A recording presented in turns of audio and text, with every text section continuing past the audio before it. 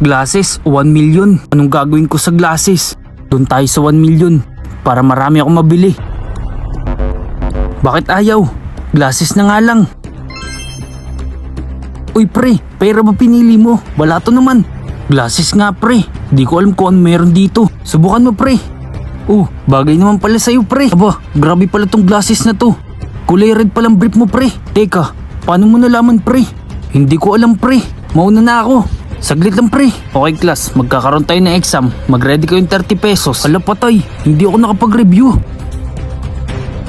Ang sakit sa mata ng araw ah. Masuot nga tong glasses ko. Okay class, get 1 and pass. Diyos ko, ang hirap naman ng exam. Ayos ah, nakikita ko yung mga sagot sa test paper. Ayos, para may adyasan tong salamin na to ah. Juts pala si sir, kaya iniwan siya ng GF niya. Okay class, gawin nyo lahat ng assignment nyo ha. Goodbye. Bye sir. Ang angas nitong salamin na to.